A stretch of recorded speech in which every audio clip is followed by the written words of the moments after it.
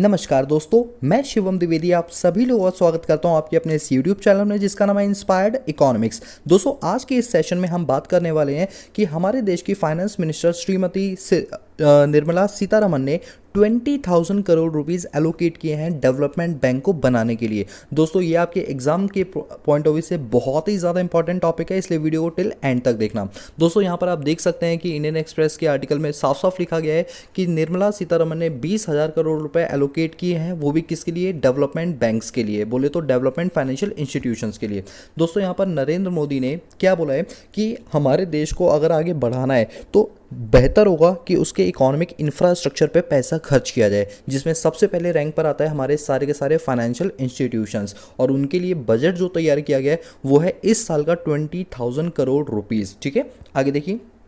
अब बात ये उठती है कि आखिर डेवलपमेंट बैंक होते क्या हैं और इनकी ज़रूरत क्या होती है।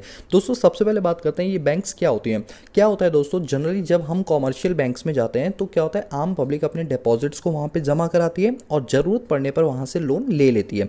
लेकिन क्या होगा कि जब एक इंडस्ट्री बैंक के पास लोन लेने के लिए जाएगी और वो बैंक कहेगी नहीं, मेरे पास अभी सरप्लस नहीं है या इतना फंड नहीं है जितना आप मांग रहे हो, तो ऐसे में इंडस्ट्रीज़ ग्रो अप नहीं हो पाएंगी। तो इंडस्ट्रीज़ को ग्रो अप करने के लिए और उनके बड़े बड़े अमाउंट को लोन देने के लिए हम कॉमर्शियल बैंक पर डिपेंड नहीं रह सकते। ऐसे में हमें ज़रूरत है एक ऐसी बैंक की जो कि पर्टिकुलरली इंडस्ट्रीज़ को लोन ग्रांट करे और बड़े बड़े अमाउंट दे पाए, वो भी आसानी से, जिससे इंडस्ट्रीज़ ग्रो अप करें। इंडस्ट्रीज़ ग्रो अप करेंगी तो जीडीपी अल्टीमेटली बढ़ेगा, नेशनल इनकम बढ़ेगी और पर कैपिटा इनकम भी बढ़ेगी।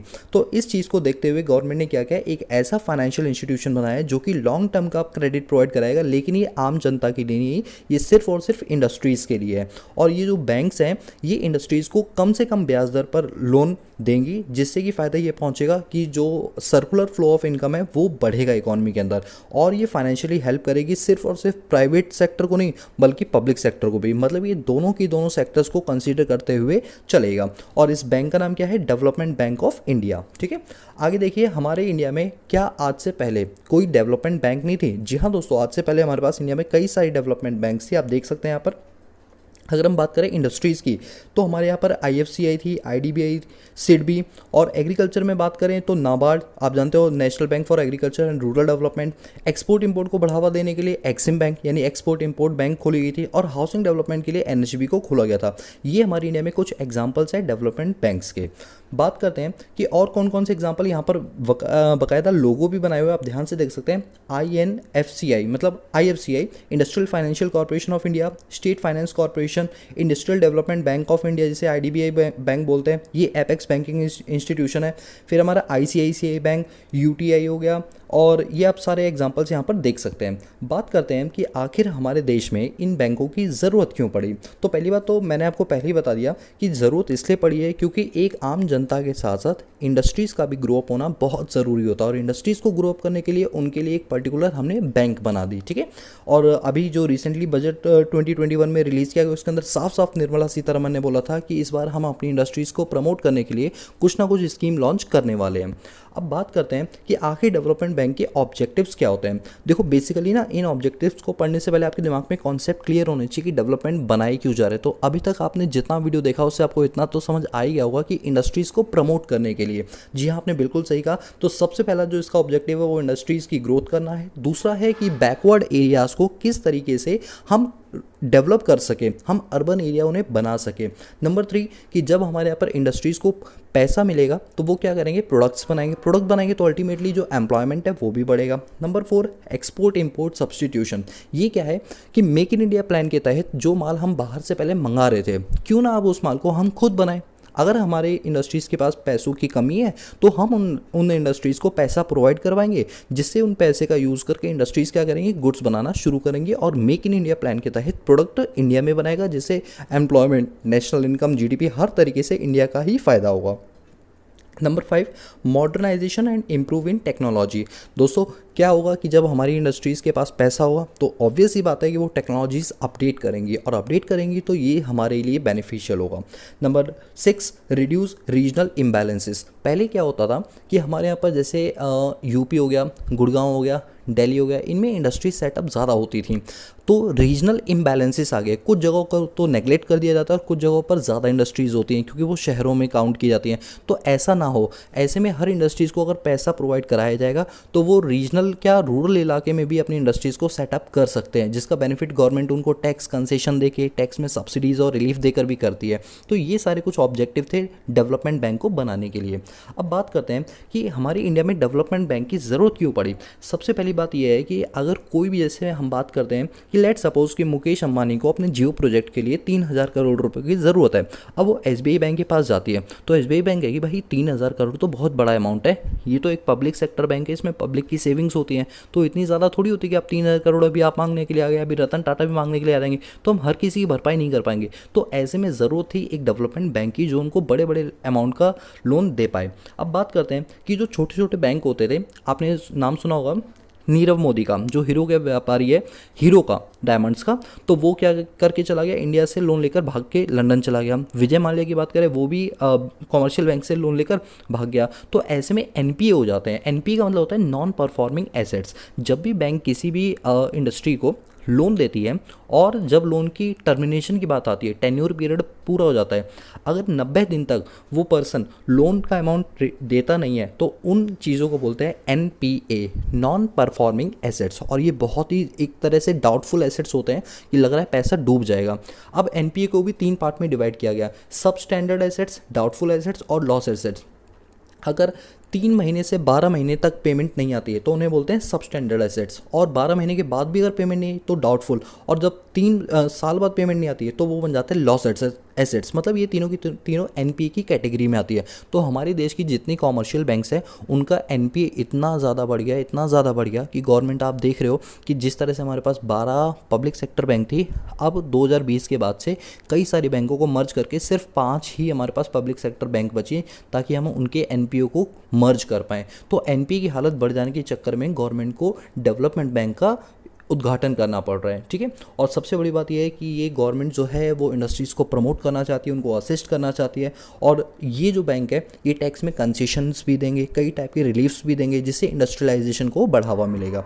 अब बात करते हैं कि हमारे यहाँ पर जो कॉमर्शियल बैंक और डेवलपमेंट बैंक होती है उनमें डिफरेंस क्या होता है। देखो, कॉमर्शियल बैंक जो है वो डायरेक्टली डील करता है कस्टमर से, लेकिन कोई भी डेवलपमेंट डायरेक्ट डील नहीं करती कस्टमर से, ये डील करती है बड़ी बड़ी इंडस्ट्रियलिस्ट से, और ये लॉन्ग टर्म का लोन प्रोवाइड करवाती है, जबकि कॉमर्शियल बैंक शॉर्ट टर्म और मीडियम टर्म का लोन प्रोवाइड करवाती है। कॉमर्शियल बैंक में एक आम इंसान अपने पैसों यानी सेविंग्स को डिपॉजिट कर सकता है, लेकिन डेवलपमेंट बैंक में कोई ग्राहक, कोई कस्टमर नहीं होगा, बल्कि वो बड़ी बड़ी बैंक्स होंगी, सेंट्रल और स्टेट गवर्नमेंट्स के खाते होंगे, इस टाइप की बैंक होंगी हमारी डेवलपमेंट बैंक। बात करते हैं कॉमर्शियल बैंक की, तो ये फाइनेंस प्रोवाइड करवाते हैं कस्टमर को, लेकिन डेवलपमेंट बैंक फाइनेंस नहीं बल्कि वो रीफाइनेंस फैसिलिटी प्रोवाइड करवाती है। रीफाइनेंस का मतलब है कोई ऐसी इंडस्ट्री जो सिक हो गई है, मतलब बहुत डूबने की हालत में हो गई, तो उसको दोबारा से रिवाइव कैसे करवाएंगे, ये बैंक उनको लोन देकर करवाएगी। अब बात करते हैं कि हमारे यहाँ पर जो डेवलपमेंट बैंक है वो कौन कौन सी ऐसी डेवलपमेंट बैंक है जो हमारे इंडिया में मेजर रोल प्ले कर रही हैं। बात करते हैं सबसे पहली डेवलपमेंट, याद रखना ये आपके एग्जाम के लिए बहुत ज़्यादा इंपॉर्टेंट है कि हमारी इंडिया की सबसे पहली डेवलपमेंट बैंक जो है वो है IFCI, जो कि आज़ादी के 2 साल बाद खोली गई थी। तो वही लिखा है, industrial financial corporation of India set up in 1949 was probably first Indian development bank for financial industrial investment, ठीक है। तो याद रखना एग्जाम में अगर आता है IFCI जो है वो पहली डेवलपमेंट बैंक है, तो आप कहना यस, वो भी कब बनाएगी, 1949 में। इसके बाद दूसरी कौन थी, ICICI बैंक। अब आपके मन में आ रहा होगा सर ICICI बैंक तो एक कॉमर्शियल बैंक है, तो मैं आपको बता दूं ये 1991 के बाद जब नरसिंहा राव की कमेटी का रिजोल्यूशन आया था, उसके बाद से इसको हमने कॉमर्शियल बैंक बना दिया। बट उससे पहले ये सिर्फ और सिर्फ क्या थी, डेवलपमेंट बैंक थी, और ये सन 1955 में खोली गई थी ICICI bank as a development bank. बाद में इसको किस में कन्वर्ट कर दिया गया, कॉमर्शियल बैंक में। इसके बाद 1964 में IDBI, industrial development bank of India. ये हमारे यहाँ पर 3 मेजर, वैसे कई सारी हैं बट मैंने अभी 3 नाम लिए क्योंकि इनका बोलबाला बहुत ज़्यादा रहा है डेवलपमेंट बैंक्स के अंदर।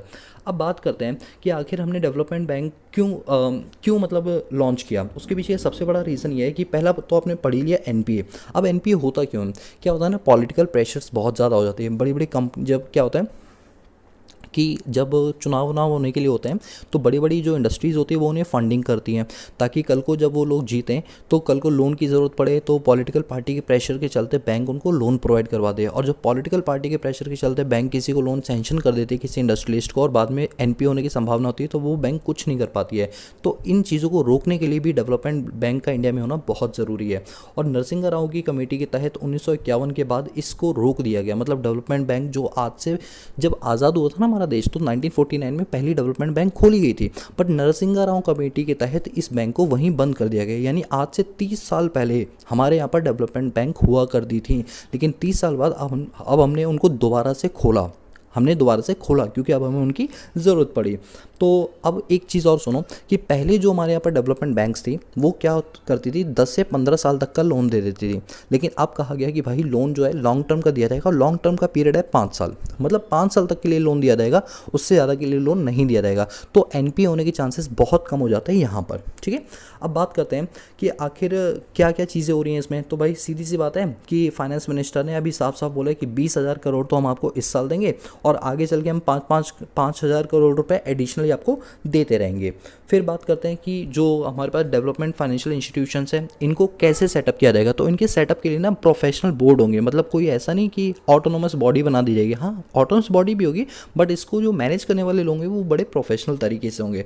और पर्सन ऑफ एमियंस, अच्छा पर्सन ऑफ एमियंस का मतलब होता है कि इंडिपेंडेंट डायरेक्टर। यहाँ पे वो लोग भी अपॉइंट किए जाएंगे जो कि हमारे देश के इंडस्ट्रियलिस्ट हैं, जैसे रतन टाटा हो गए, रिलायंस हो गए, अदानी हो गए, जितने भी बड़े बड़े इंडस्ट्रियलिस्ट हैं उनको यहाँ का मेंबर बनाया जाएगा, जिससे कि जो मैनेजमेंट करने की जो स्किल्स उनके पास है उनका इस्तेमाल करके हम इन बैंकों को और ज़्यादा आगे बढ़ा पाएँ। और कहा गया है कि ऐसा है कि 50% जो है इसमें नॉन ऑफिशियल डायरेक्टर्स होंगे। जैसा मैंने भाई आपको बताया कि मुकेश अंबानी, रतन टाटा, इनको भी इसमें शामिल किया जाएगा। यानी 50% जो होंगे वो नॉन ऑफिशियल डायरेक्टर्स होंगे, जिनका बैंक में पैसा भी नहीं लगा, स्टिल वो एक डायरेक्टर होंगे उसमें। और ये इंस्टीट्यूशन ऐसा होगा जो कई टाइप के टैक्स बेनिफिट देगा, जैसे कि मान लो 10 साल तक आपको टैक्स में बेनिफिट दे दिया जाएगा कि आपको 50% टैक्स देना है, कुछ इस तरह के इसमें रिलीफ दिए जाएंगे। अब बात करते हैं कि यहाँ पर क्या क्या चीज़ हो रही है। तो लिखा है the central government is also plan to issue some securities to develop financial institution by which cost of fund will came down. अब क्या है कि गवर्नमेंट कहती है कि भाई ऐसा है कि इन इंस्टीट्यूशंस को गवर्नमेंट जो है प्रमोट करने के लिए खुद फंड देगी, जिससे क्या होगा, कल को लोन देने की बात आएगी तो ये बैंक के फर्दर जब किसी को लोन देंगे, किसी इंडस्ट्रीज़ को लोन देंगे तो कम से कम रेट ऑफ इंटरेस्ट पर दे पाएंगे। इससे क्या होगा, फंड का एलोकेशन बढ़ जाएगा, और क्या है कि इसमें गवर्नमेंट पूरी तरीके से सपोर्ट करेगी, ये बात हमेशा याद रखना। अब एक चीज़ यहाँ देखो, अभी 2021 के अंदर तो गवर्नमेंट ने कहा है कि भाई 100% जो कंट्रोल है वो हमारा है, क्योंकि हमने 20,000 करोड़ पूरे खुद ने लगाए हैं। कल को अगर कोई मान लो कोई बड़े बड़े वेंचर कैपिटलिस्ट हैं या कोई इंडस्ट्री है, अगर वो अपना पैसा लगाना चाहती है इसमें तो हाँ वो बिल्कुल लगा सकती है। कल को गवर्नमेंट अपना शेयर कम करके 26% तक कर सकती है। मतलब अभी हाल फिलहाल के लिए गवर्नमेंट ने 100% का अपनी ऑनरशिप रखी, लेकिन अगर कल को कोई पैसा इसमें इन्वेस्ट करता है, चाहे कोई म्यूचुअल फंड हो गया या एलआईसी, कोई भी कंपनी अगर इसमें पैसा इन्वेस्ट करती है तो वो अपनी शेयर को कम कर देगी, लेकिन 26% से नीचे नहीं जाएगी। ये उन्होंने मिड कैप लगा दिया है। अब बात करते हैं क्या जैसे हमारे देश इंडिया में ये एफडीआई का कॉन्सेप्ट आया है, एफसीआई का कॉन्सेप्ट आया है, क्या और भी कंट्रीज़ में चलता है? The answer is yes. जैसे बात करते हैं चाइना की, तो चाइना में जो डेवलपमेंट बैंक है वो है agriculture development bank of China, एक और है export import bank of China. Germany की बात करें तो जर्मनी की बैंक का नाम है KfW। इस तरीके से कई सारी जो कंट्रीज़ हैं उनमें भी अपनी डेवलपमेंट बैंक्स खुली हुई हैं। ठीक है, तो दोस्तों यहाँ पर ये वीडियो कंप्लीट होती है। दोस्तों ये वीडियो उन सभी स्टूडेंट्स के लिए हेल्पफुल है, चाहे वो क्लास 11th हो या 12th हो, या जितने भी कॉम्पिटिटिव एग्जाम लाइक यूपीएससी हो गया, रेलवे हो गया, या पीसीएस, कोई भी एग्जाम है उनके लिए ये वीडियोस बहुत ही ज़्यादा इंपॉर्टेंट है। दोस्तों इसी तरह की फर्दर वीडियोज़ को पाने के लिए आप हमारे चैनल को सब्सक्राइब कर सकते हैं और लेटेस्ट अपडेट पाने के लिए बेल आइकन को प्रेस कर सकते हैं। सो गाइस आज के लिए इतना ही। अब हम मिलते हैं नेक्स्ट क्लास में एक नई केस स्टडी के साथ। तब तक के लिए पीस आउट।